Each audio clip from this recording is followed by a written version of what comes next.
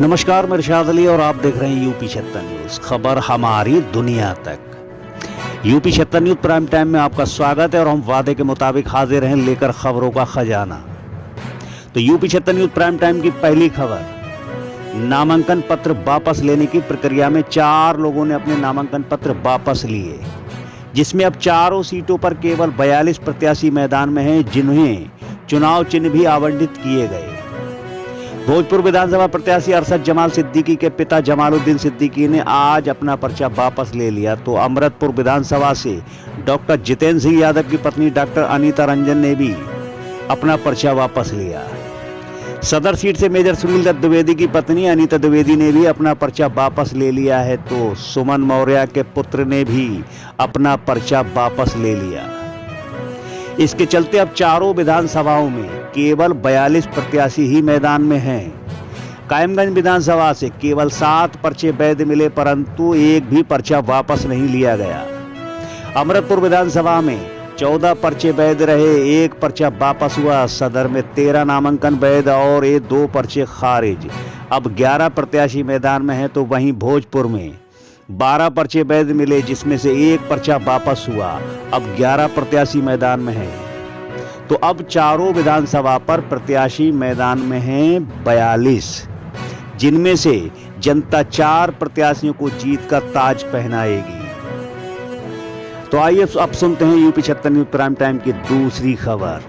तो अब हम आपका ध्यान सदर सीट के उस प्रत्याशी की ओर आकर्षित करना चाहते हैं जिनके बारे में लोग कल्पना भी नहीं कर सकते, और भीतर ही भीतर वे सदर सीट में आर पार हो गए, और जो आने वाले समय में 1 और 11 बनकर सदर सीट पर हाथी दौड़ाने में कोई कोर कसर नहीं छोड़ रहे। जी हाँ, जिनका आज सुबह 11 बजे शनिवार को मिशन कंपाउंड में बंगला नंबर 27 पर सदर सीट के बड़े राजनीतिज्ञों के साथ विजय कटियार के चुनाव कार्यालय का शुभारंभ होगा। जैसा कि आप जानते हैं कि विजय कटियार कांग्रेसी थे, तो कांग्रेस कार्यकर्ताओं में आपसी तालमेल, उधर महेंद्र कटियार जैसे जमीनी नेता समाजवादी पार्टी में थे, तो महेंद्र कटियार के आपसी तालमेल, और प्रत्याशी हैं वे बसपा से, तो बसपा का तालमेल। कुल मिलाकर बिना हू हल्ला किए विजय कटियार और महेंद्र कटियार की जोड़ी मिलकर सदर सीट पर 1 और 11 होने वाली है। आने वाले समय में सबके कान खड़े होने वाले हैं, क्योंकि सदर सीट का सारा गन्ना हाथी ही खाने वाला है। फिलहाल तो जनता तो यही कह रही है। तो चलिए अब सुनते हैं यूपी 76 न्यूज प्राइम टाइम की तीसरी खबर। अब हम आपको लेकर चलते हैं अमृतपुर विधानसभा। जी हाँ, अमृतपुर विधानसभा का नाम आए और पूर्व मंत्री का नाम ना लिया जाए, ऐसा हो नहीं सकता। दरअसल सपा छोड़कर निर्दलीय प्रत्याशी के रूप में चुनाव मैदान में अपनी ताल ठोकने वाले पूर्व मंत्री नरेंद्र सिंह यादव ने अपना प्रचार प्रसार तेज कर दिया है। तेज ही नहीं, इतना तेज कि साइकिल की रफ्तार धीमी पड़ती दिख रही है। हमेशा साइकिल पर बैठकर विधानसभा जाने वाले पूर्व मंत्री नरेंद्र सिंह यादव 2022 का चुनाव कप प्लेट के साथ लड़ेंगे, क्योंकि उनको चुनाव चिन्ह कप प्लेट मिला है। और अब सुने यूपी 76 न्यूज प्राइम टाइम की चौथी खबर, और यह है भोजपुर विधानसभा के ग्राम सरैया में साइकिल यात्रा का आयोजन सपा प्रत्याशी के लिए वोट मांगने व चुनावी माहौल बनाने के लिए किया गया, जिसको पूर्व ब्लॉक प्रमुख राशिद जमाल सिद्दीकी ने हरी झंडी दिखाई।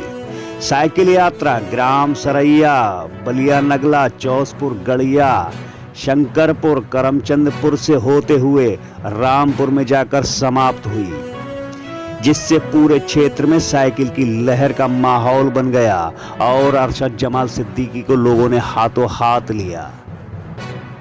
और अब सुने यूपी 76 न्यूज प्राइम टाइम की 5वीं खबर, और ये खबर है भागीदारी परिवर्तन मोर्चा की, जिसमें सभी दलों के पदाधिकारियों ने मिलकर, यानी भागीदारी परिवर्तन मोर्चा के घटक दल ऑल इंडिया मजलिस इत्तेहादुल मुस्लिमीन के राष्ट्रीय अध्यक्ष असदुद्दीन ओवैसी के ऊपर हुए जानलेवा हमले के विरुद्ध महामहिम राज्यपाल संबोधित ज्ञापन जिलाधिकारी को सौंपा। तदुपरांत यूपी 76 न्यूज को बताया ये इसलिए दिया कि हमारे राष्ट्रीय अध्यक्ष जनाब बैरिस्टर असदुद्दीन ओवैसी साहब पर जानलेवा हमला हुआ है। आप मेरठ से दिल्ली के लिए रवाना हो रहे थे तो